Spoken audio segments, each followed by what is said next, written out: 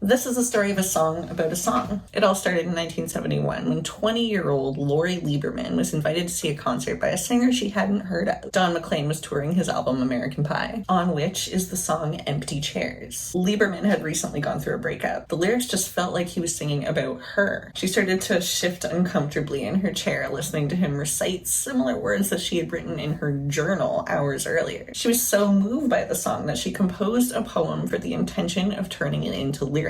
The song was about the power of music. It wasn't a sad story of unrequited love, as it may have seemed on the first listen. Instead, it was an ode to the incredible ability that music has to express emotion and to evoke very precise, sometimes very uncomfortable feelings. Not long before this, Lori met the songwriters Charles Fox and Norman Gimbel, who were veterans in the music industry at this point and were working with Capitol Records, writing songs for up-and-coming artists. Lori made a decision that she would later regret when she agreed to have Fox and Gimbel manage her, and she also started an affair with Norman Gimbel, who was 24 years older than her and married. So she brings the poem that she wrote inspired by Don McLean to them, who rewrote it and added the iconic melody. Fox and Gimbel then denied Lori writing credits on the song, something that Lori would continue to dispute for 50 years. Norman Gimbel and I were producing and writing an album for a young girl named Lori Lieberman. It was her first record. Young girl, she was about 18 at the time. She had this beautiful sound. So we worked with her, we developed her, we got her a deal at Capitol Records. So sitting around my house, the three of us, Norman, Lori, and myself. Norman had a book of song titles, and one of the titles was Killing Me Softly with His Blues, which is a line that he heard someplace, I think. Blues seemed like an old-fashioned word, so he said, how about Killing Me Softly with a Song? He went home, called me later, a few hours later, with the lyric. It came to me right away. It must have taken me all of 10 minutes to write that song, maybe an hour. And she loved it right away. She said it reminded her when she was in a nightclub and she heard Don McLean sing. So she released her version of the song on her debut album in 1972, but it failed to chart, and it wasn't really noticed by the public. Another year goes by, and it's 1973. Lori's moved on from this song. She's working on her second album when she hears a familiar sound on the radio. I heard he had a style.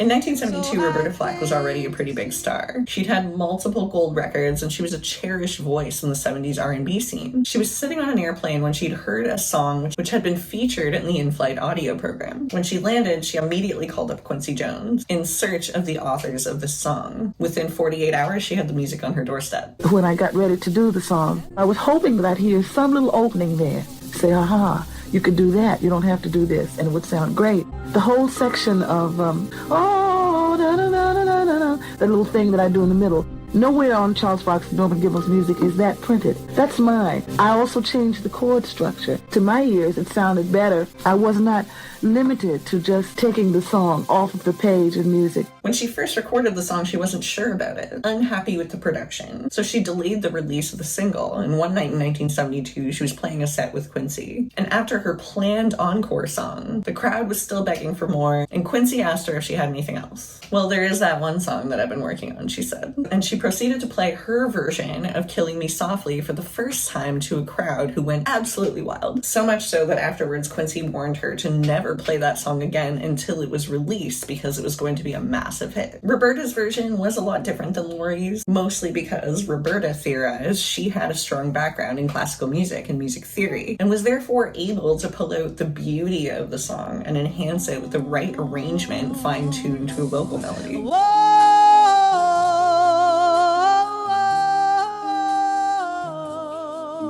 It was practically perfect, and it really hit the button with American listeners at the time. And so it was released in January 1973, and it went to #1 on the Billboard Hot 100 charts, staying in that position for 5 straight weeks. At the 1974 Grammy Awards, Roberta Flack won for Record of the Year and for Female Pop Vocal Performance for Killing Me Softly. Fox and Gimbel won for Song of the Year. In 1996, the Fugees released their second album, the hip-hop classic, The Score. What made the Fugees amazing was their combination of 3 top-tier talented rappers, Roz Michelle, Wyclef Jean, and the iconic, irreplaceable Lauryn Hill. They had almost completed the recording of their album, The Score, but they felt like it was missing something to round it out. At this point, they were also looking for a way to include a sample from a Tribe Called Quest song called Bonita Applebum, which took the sample itself from a song called Memory Band by a group called the Rotary Connection. On top of that, Lauryn Hill was not only one of the top female rappers of her generation, she was also a really beautiful singer, and although she was skilled enough to take down most of the elite battle rappers in the game, she could also make you cry with her singing voice. Yeah, the idea was just all about a vibe. You know, it was this song that was taking on these big proportions. We just wanted to bring it back home. And, you know, let the public know what the inspiration was.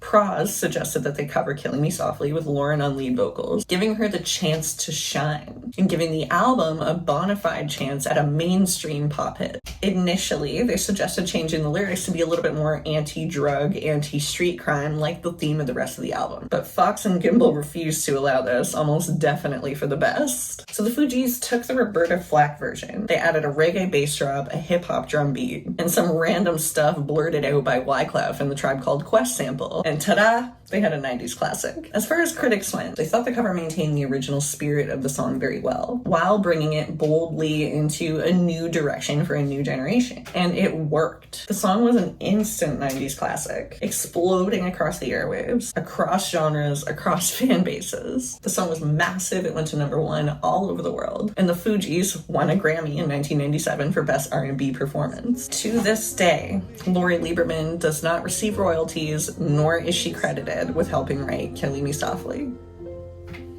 You know, in the very beginning, I felt a little bit maybe embarrassed by it. And then when Roberta Flack had the big hit, after hearing my version, I felt a little, you know, kind of happy about it, but then a little jealous, a little, oh, she stole my song. It wasn't that at all. She made it something I wouldn't have, you know, ever have done. I never would have done this kind of a two-feel that she did. You know, she was really very brilliant. And I never would have added the whoa, you know, ever. And she, you know, was very creative with it. Mine was a very simple, you know, folk song. And he just kept on